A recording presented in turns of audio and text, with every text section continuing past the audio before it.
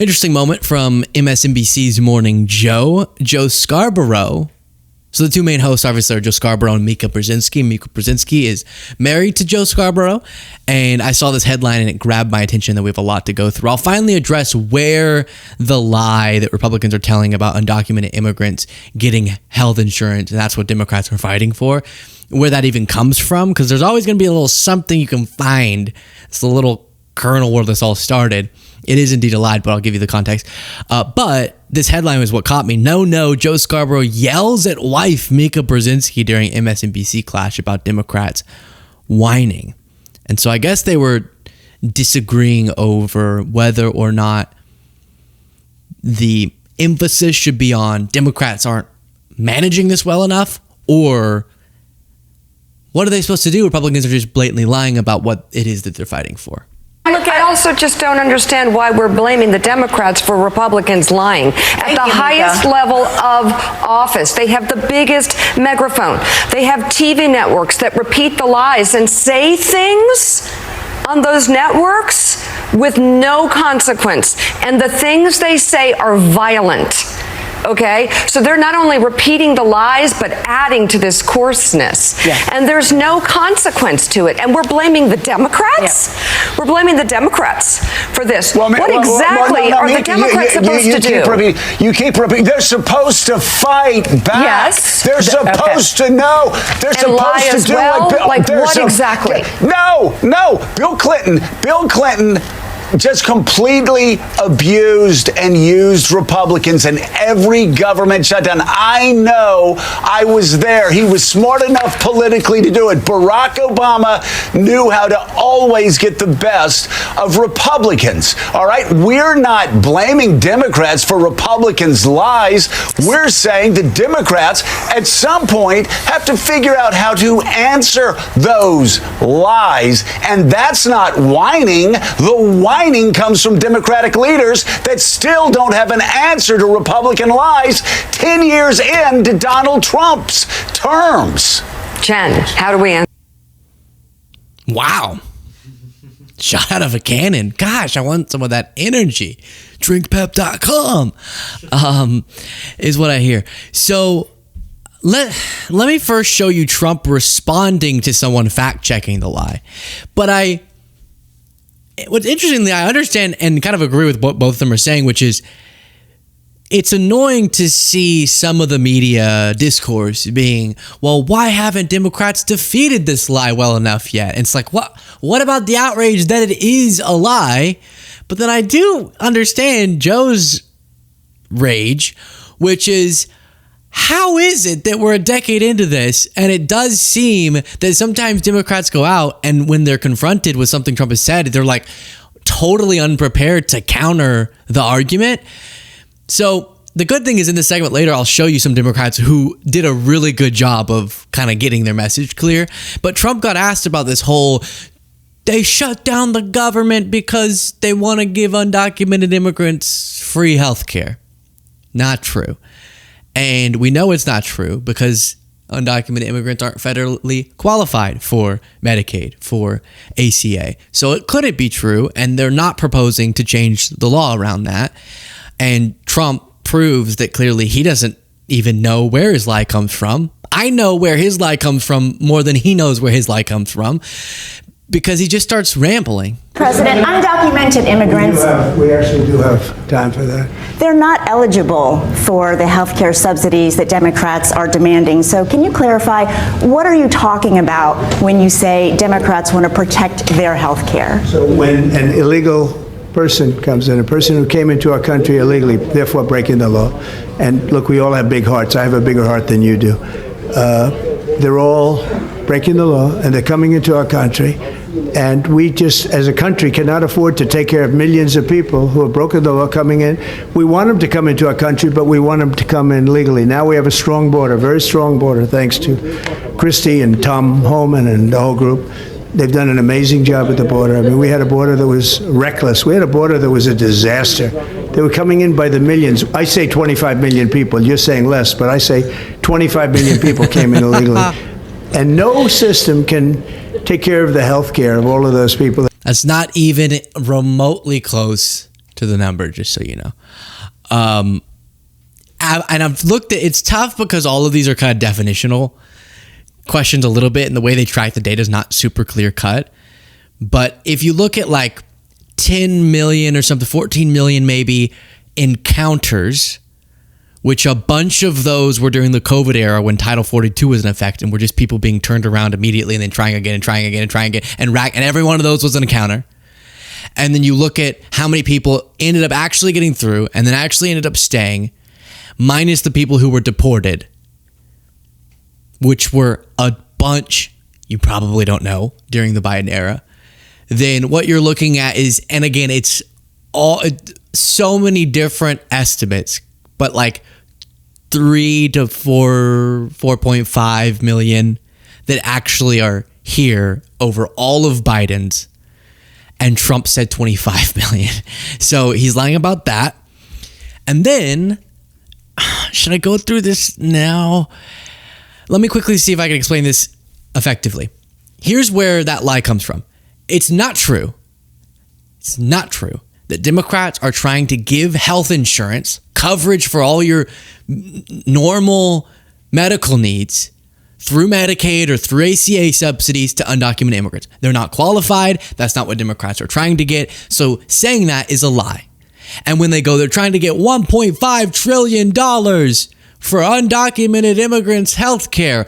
It's just a lie. So when I give you the provision they're using to justify this, don't take that as them being anything other than utterly dishonest, because it's fascinating how they're able to use red herrings to make people okay with over $1 trillion being gutted from Medicaid. That's where they're getting that number, which will just end up causing hospitals to have to shut down, a bunch of people out, just American citizens, to lose their health coverage, and people who need it in the low income brackets.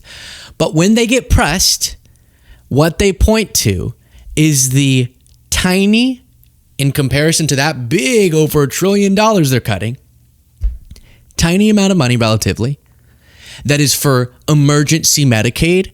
And so we decided, like way back during the Reagan era, because normal Republicans back then were at least understanding that maybe we should make sure whoever you are, of whatever immigration status, if you're bleeding out and you go to an ER, they got to stabilize you. If you go to an ER and you're experiencing a heart attack, they should probably try to keep you alive and not check your immigration status first, and not check your ability to pay first. If you go to an ER and you came up to me and you tried to fight me, and like happens anytime Trump tries to do that, I pop, pop, pop, boom, boom, boom, and you're about to die, and you go, you should be stabilized. Most of the money in the fund I'm about to talk about has gone to people who tried to fight me and lost. Okay. So, because again, back with Reagan Republicans agreeing with this and normal people, we said, okay, so if you go to the, whatever your immigration status is, if you go to the emergency room and you're experiencing something life-threatening, not any other normal care, life-threatening, they should be legally required to treat you, just to the point of being alive and stabilizing you. So then you think of these other scenarios. What if somebody comes in, gunshot wound, it gets treated, but then the hospital was legally mandated to not turn them around, not turn them around because they can't pay, or turn them around because they're an undocumented immigrant. So we agree that should be mandated. But now the hospital just spent resources and time on somebody, and if that person can't pay, should the hospital be on the hook for that? Because that's going to cause some financial instability for these hospitals. Okay, we'll subsidize, we'll reimburse hospitals specifically for people who came in with life-threatening circumstances and who weren't able to pay and who didn't already have Medicaid coverage and who already didn't have health insurance. And for the remaining people, which is relatively a very small number of people, we will reimburse them. if that's someone who's a U.S. citizen but can't pay but hasn't yet gotten into the Medicaid program, then there's this amount. It was like in a year, $3.8 billion, I think. Then we'll reimburse the hospital because we want them to both be mandated to keep the person alive and to not then be financially punished if someone else can't pay. So, okay, we'll go ahead and reimburse them for that. That'll give them financial stability. And if it's a legal resident who can't pay but also hasn't yet gotten into Medicaid, but who's not a citizen, and then if it's an undocumented immigrant, that's the one case you can find.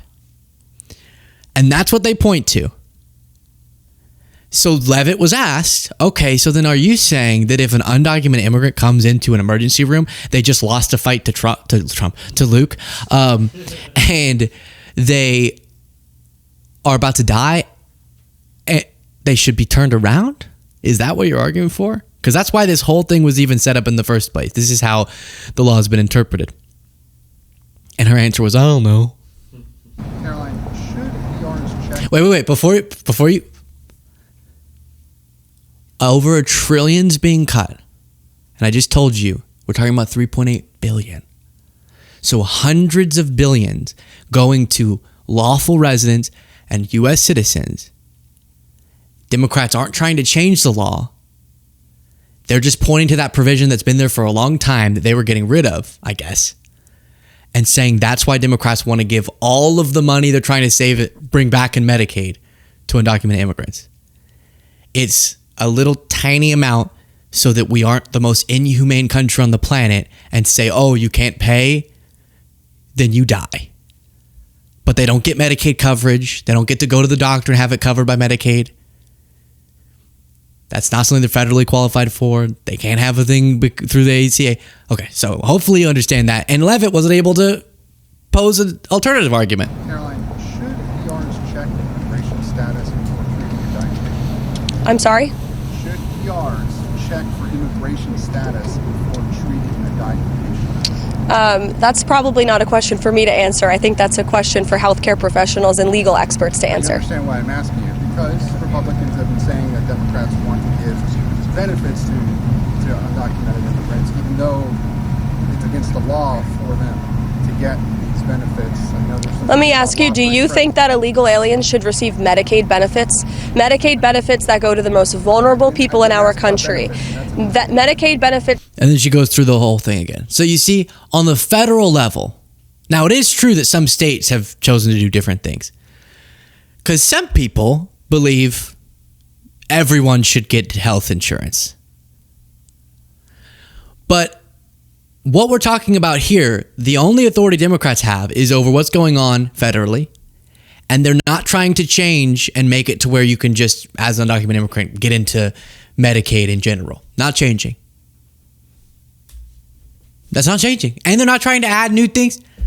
But that, what I just explained to you, that specific provision is where this whole thing they're saying is justified because of, which is absolutely ridiculous. Craig Spencer, an ER doc, said, in 18 years as an ER doc, I asked about immigration status about as often as I asked about insurance, which is never. My job is to respond to the person in front of me as if neither immigration or insurance matters, because in that moment, neither of those things matter. So tell me, what do Americans want me to do when the person dying before me is undocumented? Let them die? And what if they're uninsured? Check that they've paid their monthly dues before I check their polls? We should stop making this an argument about providing emergency care to certain populations and start asking how it reflects on all of us if we're truly willing to withhold care in those moments of emergency just because of what a piece of paper might or might not say. And I do understand, while a lot of Americans don't have proper or any coverage, that just getting onto a normal health insurance plan funded by the government to undocumented immigrants would be incorrect. Once we get everyone covered, then we can have a different conversation. But I totally agree with why people would feel outraged if undocumented immigrants started getting things that even Americans don't have in terms of health insurance. But that's not what we're talking about. You too, if you happen not to be on Medicaid, but in that moment, and like in that the day before you lost all your money and you haven't yet gotten yourself into Medicaid, and then you lose a fight with me and you go to the ER, you also want this to be a thing, to make sure there's a tiny little amount of money sitting around to go, okay, this makes it easier for the hospital to be legally mandated to treat you. Everyone should want that. So I thought that was interesting as well. I'll play this. This was Vance getting fact checked. If you're an American citizen, you've been to a hospital in the last few years, you probably noticed that wait times are especially large, and very often somebody who's there in the emergency room waiting is an illegal alien, very often a person who can't even speak English. Why do those people get I hadn't noticed that. healthcare benefits at hospitals paid for by American citizens? The answer is a decision made by the Biden administration that the Trump administration, working with congressional Republicans. Sorry, I just picture a scenario where Vance is like, goes to the ER. He's like, my arm. And he walks in and he's like, hello. It's like, hola. He's like, what about you? Hey, say hello. It's like, hold on. He's like, hey, say hello. No. In what context? Okay, whatever. Undid. We turned off that money spigot to healthcare funding for illegal aliens. The Democrats, in their legislative text, want to turn it back on. There are a lot of issues there, Jake. So first of all, hospitals have been required for decades under a law signed by Republican President Ronald Reagan to treat undocumented immigrants and anyone else who shows up in the ER with an acute condition, regardless of their ability to pay, regardless of their legal status. This was not a Joe Biden decision. Secondly, the federal money for this emergency care goes to hospitals to help them cover the cost of the ER visit, sometimes emergency care that stems out of that visit. It is not comprehensive health care for undocumented people. Third, Jake, the Trump law reduced this federal funding to hospitals. It did not eliminate it. And fourth, and I think this is the biggest point, Democrats pushed to reverse this Trump move and give the hospitals back the old level of reimbursement, would not give extra services or money to undocumented people. They would get the same emergency care hospitals have been required for decades to give them. Hospitals would just get more help, the old level of help, in covering the cost of that treatment. Well, damn. He said that way more effectively than I did. Yeah, like that. See? That is what I meant. No, I think I illustrated it better, with the different stories and stuff. But it's interesting, the other point I guess he's making, which is it doesn't actually change the care process, but just how able financially the hospitals are to bear that weight for something that we all agree is just kind of a humanitarian necessity for anyone. It could be you. This isn't specifically a undocumented immigrant fund. This is just what I already said. So that was a good fact check. And then this. Jake, these claims range from misleading to flat false. So Democrats are pushing for an extension of enhanced federal subsidies for insurance purchased through the Obamacare exchanges that's scheduled to expire at year's end. But does that mean that Democrats are pushing for free health care for illegal immigrants, as the Trump team keeps saying? It does not. Undocumented people are banned from the Obamacare exchanges entirely, so therefore they're banned from the subsidies. Similarly, Democrats are pushing to reverse health cuts in the big bill Trump signed this year, notably including Medicaid cuts. Does that mean Democrats are pushing for free health care for illegal immigrants? No. Undocumented people are also banned from federal Medicaid insurance plans, though some states do provide some state-funded coverage. Now, Vice President Vance keeps saying today, said in an interview, said in the briefing room, that people debunking this claim are wrong and the Trump administration is right. But Jake, these claims... But he's wrong, is the end of that. So irritating. Apologies, guys, for these clip malfunctions. But I did appreciate how Ruben Guy. So I hope that we spent a lot of time on that, because we'll be hearing probably for years now these claims circulating for something that I think if you actually sat down with them, everyone would agree with. It needs to be mandated. And if it is, we need to make sure the hospitals don't suffer financially for it. And so that has nothing to do with just insurance being handed around. And it's a little dot on the big blob of funding that you're ripping away that is going to devastate a bunch of Americans. And Ruben Gallego, on a different question about is the shutdown being motivated because progressives in the party are trying to do this, that, or the other thing. And Gallego was kind of having a no-nonsense type of day. So, look, I totally take your point about healthcare costs, which are enormously high, and you can even see a lot of Republicans, moderate ones especially, acknowledging that this should be part of it. But are you arguing that politics inside the Democratic Party, progressive pressure to show that you're standing up to Donald Trump, has nothing to do with this shutdown? Yeah, I'm arguing that we care about 24 million Americans losing their premiums and millions of them actually losing coverage. And that is not about politics inside the party at all. No, shockingly enough, we as Democrats who have always been talking about affordable health care, who have run as the core of our party to bring more affordable health care to millions of Americans, are saying that we should actually talk about health care. I get that. And guess what that was about? So this is what I'm telling you right now. This is about affordable health care. This is about the fact that Americans, 24 million Americans, are going to have their premiums increased. I'm sorry you don't believe that, but that's what's actually happening. Americans are hurting right now. I never said that I don't believe that. I absolutely. Well, you keep pushing back. I see the policy. The Americans are hurting right now. On paper. Americans are hurting right now. Yeah, of course they are. And Republicans are willing to increase their premiums. They're going to increase their premiums starting November 1st. There's an option not to do that. So this is what's interesting is that Katie Hunt? I think that's Katie Hunt. I actually like her, and she was just posing a question doesn't mean you believe the thing. As a journalist, she has to ask some of the things that are swirling around for sure. And that's why I think a lot of times Democrats don't come off like they're fighting enough for what they believe in, because they'll have a much more cordial conversation with these hosts. And then Republicans come on and they're like, rah, rah, rah, and barreling their way through the interview. And it seems like they then are more passionate about what they're talking about. And so I don't know if it's necessary to say you don't agree with this, but it does start making you go, oh, wait, okay. He's really confident with what he's saying. And the part that I like that he kind of tried to brush away, even though it's an interesting question, is that this is, which it could have been, but it just happens not to be, just a matter of like the AOC wing of the party wants to prove that they have the best litmus test because they stood up to Trump the hardest. And then Schumer's afraid to bend the knee because he's worried that AOC will primary him. They seem to be more on the same page that they actually all think they need to demonstrate that they're fighting for something.